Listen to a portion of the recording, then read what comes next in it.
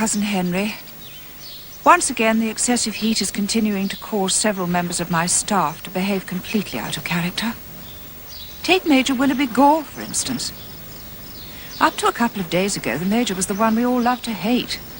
Rude, boorish and belligerent, and about as sensitive as Attila the Hun. And then my house guest arrived, one Mrs. Sarah Lawrence. Very old school chum and very new divorcee. Good morning, Major. Good morning, Sarah. May I say how damned attractive you look this morning. When I say this morning, I don't mean to imply that you don't I know always... what you meant, Percy. Thank you. More coffee? Oh, please. Of course, Annie Begley, my vice-consul admin, thinks the metamorphosis of Percival Willoughby Gore is simply due to lust at first sight.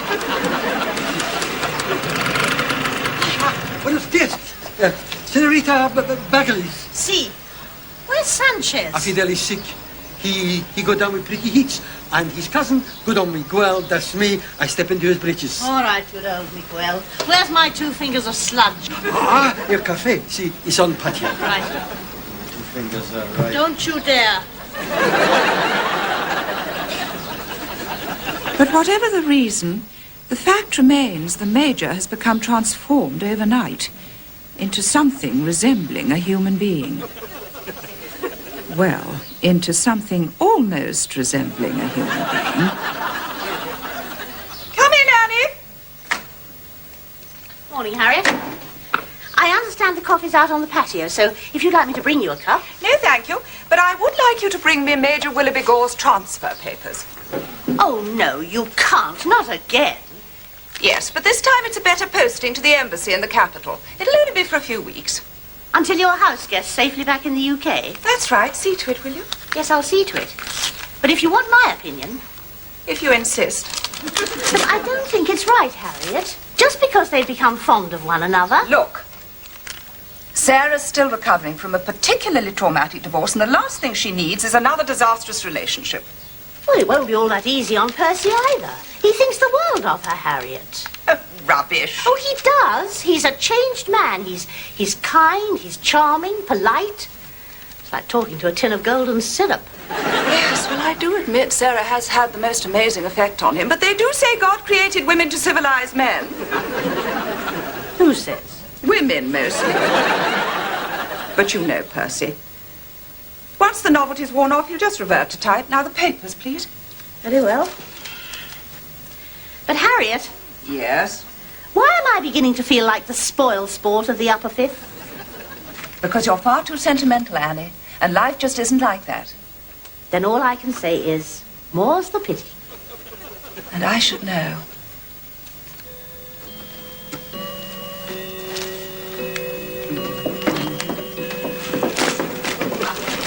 Well, we'll drive you over, Major. Oh, you sure you can't send anyone else? Like who? Well, Miss Begley, for instance. I'm sure she'd enjoy a stay in the capital, theatres, the shops, wouldn't you, Annie? Well, now you mention it. She'd hate it, wouldn't you, Annie? Would I? Well, it wouldn't be much fun all on your own. Besides, I need you here to work on that new project. After you, Major. What new project? I'll think of one. Well, cheerio, Major. I'll explain to Mrs. Lawrence why you couldn't dine with her tonight. Oh, well, that's it, you see. It? Well, I'd rather not go. The thing is that... Yes?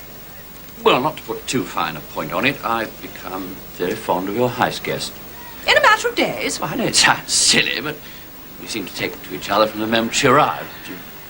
You don't mind, do you? Mind? Why should I mind? Well, give her my regards. She's so kind and gentle, and she reminds me of Nanny. Nanny? The one who used to knock the living daylights out of you? Not all the time.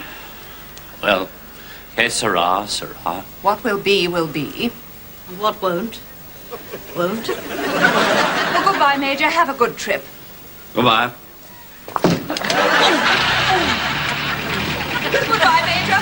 Hasta la vista and all that. You know, it's ridiculous, but I'm actually beginning to feel quite sorry for the man. Starting to have second thoughts, are you? Not at all. I know I've done the right thing for both of them. If you say so. Well, I have, haven't I, Annie? Annie? Lunch with the French Consul General Monday next. Right. Anything else? The Russian chargé d'affaires just phoned with an invitation. An invitation to what? And if you say to have an affair, you're transferred to... To a cocktail party tonight. To celebrate Lenin's birthday. Oh. Well, it is part of his job. What is? To compromise lonely lady diplomats and pump them for information. Yes, well, I'm neither lonely nor compromisable, so decline the invitation, will you? Oh, can I go then? What? Well, I wouldn't mind being compromised. I'd rather enjoy it, actually. Annie. And the only information I'd have to offer is the combination to the drinks cabinet. I do believe you're serious. Not really, but it would be a night out. All that vodka and caviar, smashing all the glasses into the fireplace. Nazdrovnia, tovarich. Courage! Have you quite finished? Sorry, but I'll tell you what. Why don't I take Mrs. Lawrence along with me? It'll be quite an experience for her. That's just the point. I don't want her to have any experiences. Is that it? Just about. Oh, there will be 4 for lunch today. 4? Yes, there'll be you, me, your house guest, and a Mr. J.K. Mapley. Mapley? Managing Director, British Busts Limited, Barnsley. British what? You know, busts. Polystyrene horses, inflatable bras. You're joking. I'm joking, yes. Actually, he makes plastic statues and figurines of Castro, Lenin and Marx. Does quite a lot of business over here. Oh, I hate these visits. They all come out of the same mould. Who do? British provincial businessmen. They're inevitably bald, fat, in their middle 50s and about as entertaining as a wet weekend in Whitstable. Yeah, por favor, señor Mapley. Gracias. Oh, se agradó mucho. De nada, amigo. ¿Mi recto? Vaya recto, sí. Gracias. Por favor. Well, since you asked, we've been going for years. It's an old family firm, actually. We started making busts of Napoleon for the British to throw bricks at, and then graduated to Nelson, Wellington and Disraeli. For the French to throw bricks at, presumably. Anyway, we ended up supplying half the democratic socialist republics with likenesses of their favourite dictator. If I may say so, it's rather an eccentric way of earning a living. Very eccentric, but as I have very little talent for anything else. I would have thought designing busts required a very considerable talent. So would I. Oh, he doesn't design them exactly, do you, Mr. Mapley? He merely handles them, in a manner of speaking. I'm just the salesman, yes. My designers and craftsmen have the really difficult job. Yes, well, even salesmanship is an art. Oh, I agree. Particularly the art of selling oneself, and I'm sure you're very good at that, Mr. Mapley. I'd be a lousy salesman if I wasn't. More café, Excelencia. No, thank you, Miguel. Anyone else? Oh, no, thank you. No, gracias. Please tell the chef I thought the meal was excellent. See, I tell him now. Miguel, the meals was fantastico. Nadie. De nada. Señor. You're the chef, too? See, it's me. You didn't know? Well, how could I? I like these caballeros. For el inglesi, he very nice mans. You seem to have made quite a hit. And not only with Miguel. Yes, well, if you'll excuse me, I've got work to do. And me too. Oh, but please, Miss Farrington, would you allow me to repay your hospitality by having dinner with me this evening? For all 3 of you, of course.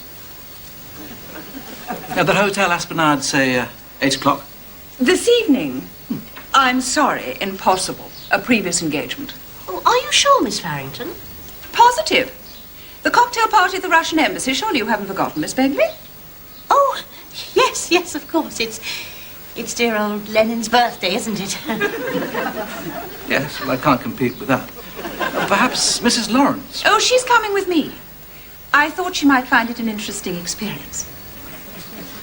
Miss Begley, then? Her, too. I'm sorry, But this was arranged some time ago.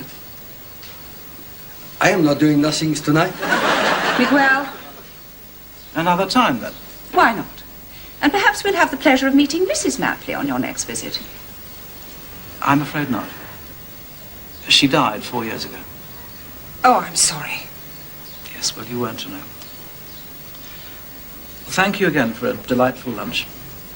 And even more delightful company. Oh, if I may, I'll drop in tomorrow and browse through the local trade directories. Until then, adios, ladies. Bye. Russian consulate? Would you mind telling me, Harriet? 6:30 for 7. All right? Jolly good. Harriet? Yes? All right, let's have it. What's wrong with this one? I don't know what you mean. Now, if you'll excuse me. You know very well what I mean. I accept there were reasons why you didn't want me to get involved with Major Willoughby Gore, but I would like to know why you feel you have to protect me from James Mapley. Because you're in no fit state to protect yourself. Protect myself from what, for heaven's sake? As far as I can gather, the invitation was for dinner, not group sex on the patio. Even so. I just can't understand why you took such a dislike to a charming, sensitive, and obviously very lonely man. Unless, of course... My God, yes. That's it, isn't it? That's what?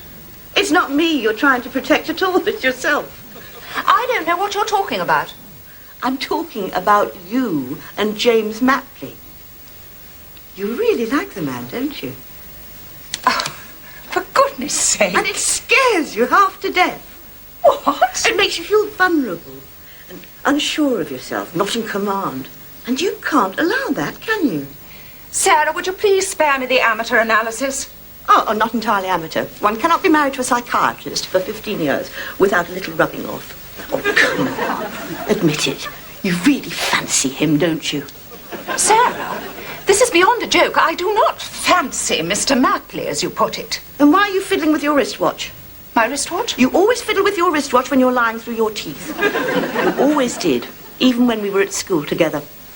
Nonsense. Look, why don't you have dinner with him? Just the two of you, I mean. Because he didn't really want me there, or Miss Begley. He was just being polite. Polite? Oh, come on, you must have noticed. I certainly did. He couldn't take his eyes off you all through the meal. Why are you suddenly so concerned about my social life? For exactly the same reason you're concerned about mine. Because we're old friends, because we like each other, and because if James Mapley looked at me like he looked at you, well, he can make a plaster cast of my British bust any time he likes. Think about it. Why doesn't she mind her own damned business? It isn't even as if I liked the man.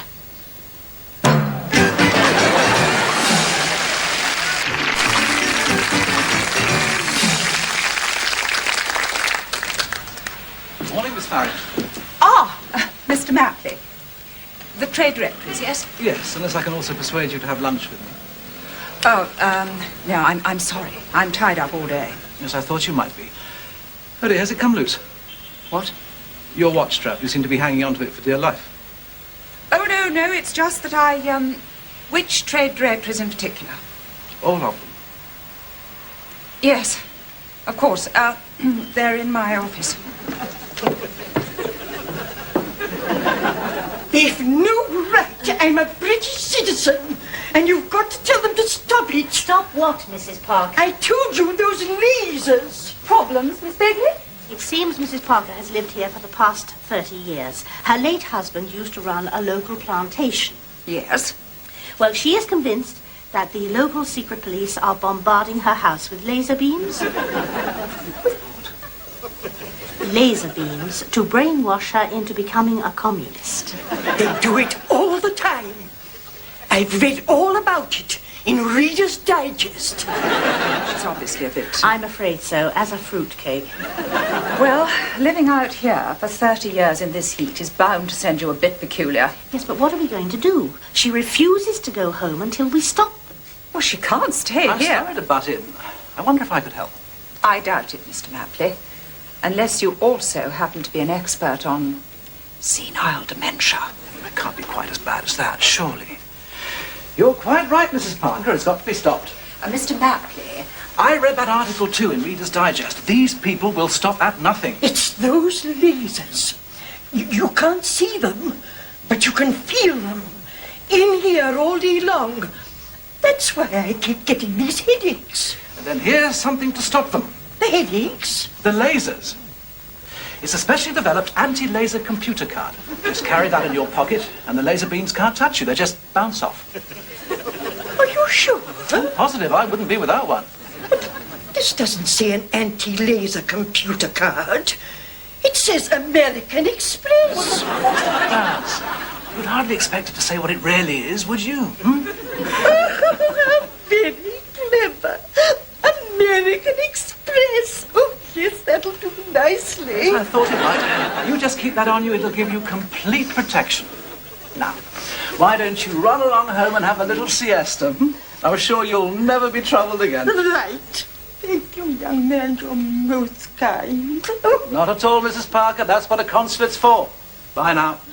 Well, that was very clever of you, Mr. Mapley. It really was. Yes, indeed. It was very good of you to be so kind and considerate.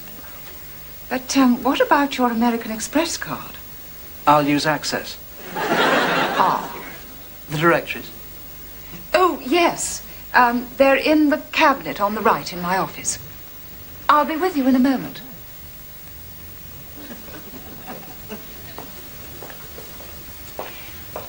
Would you tell Miguel there'll be one short for lunch today? Who, your house guest? No, me. I just remembered I have a previous engagement.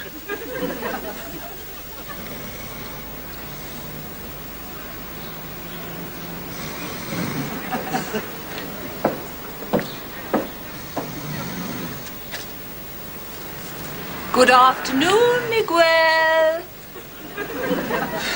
Oh, No, it's buenas all tardes. right. You have Excellent. your siesta. It's much too hot to work this afternoon.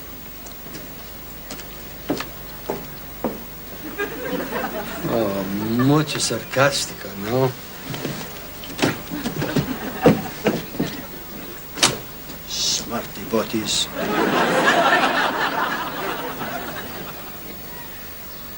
Well, how was it? It? Your lunch with James Mapley. Oh, you guessed. Well, it wasn't very difficult, was it? So?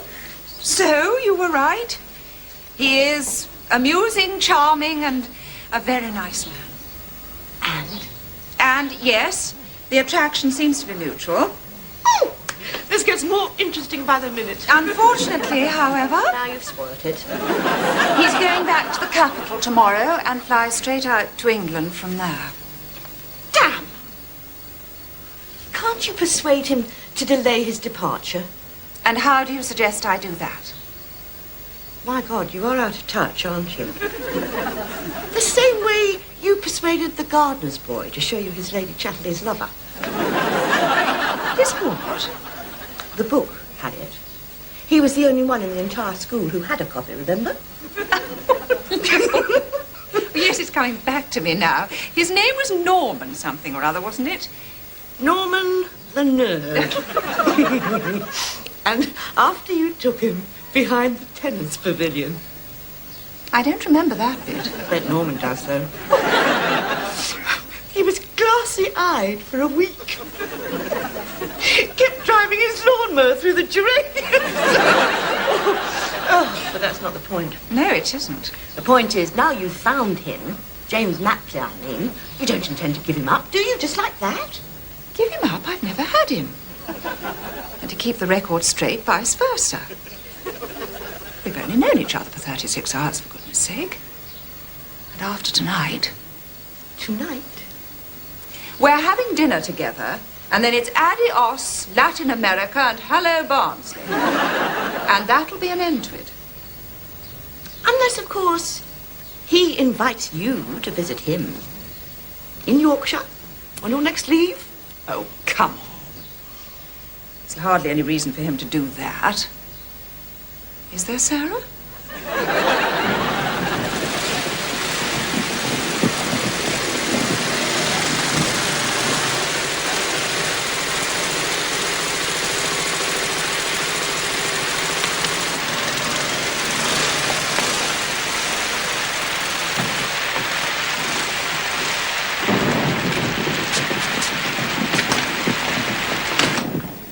Dear Cousin Henry, the weather, thank God, has finally broken, and life has returned to normal again.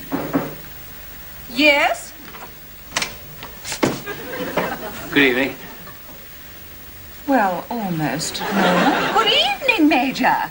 We weren't expecting to see you till next week. Well, the embassy let me have the week off. They said they couldn't quite understand what I was doing there in the first place. Really? Well, that's bureaucracy for you. Where's Sarah? Your house guest. Gone, I'm afraid. Gone? What, back to the UK? Well, she was intending to stay, but the heat didn't agree with her. At last. Have some flowers? Oh, how kind. She did ask me to tell you how grateful she was for your consideration and kindness to her during her visit, and, if you were ever in Godalming... Godalming? Well, that's where she lives. Oh, that was nice. I'm not due any leave for another 18 months. You'd probably forgotten me by then. I'd rather come to the same conclusion. About Sarah? About Barnsley. Eh? I had an invitation too, you see. But, well, like you said, 18 months is an awfully long time, and for me it will probably be longer. You were right, Major. I hate this job sometimes too. And what a pity it had to end like this. I know the feeling. Not that it would have lasted, of course. Probably not. But it was good while it lasted. Oh, it was lovely. Yes. Indeed. Major? Yes. Would you care to join me for dinner tonight? What? Dinner. With me. Tonight. I'd like you to be my guest. Two of us? At the same table? Well, I don't see why not. After all, we do have something to celebrate. We do? Oh, I think so. After all the months we've worked together, or should I say against each other, this is the very first time that we've actually been in agreement about anything. Well, if you're right, I'd be delighted to have dinner with you, Miss Farrington. And to mark the occasion of our newfound rapport. Yes? Why don't I call you Harriet, and you call me Percy? What do you say? Shall we go, Major? Certainly, Miss Farrington.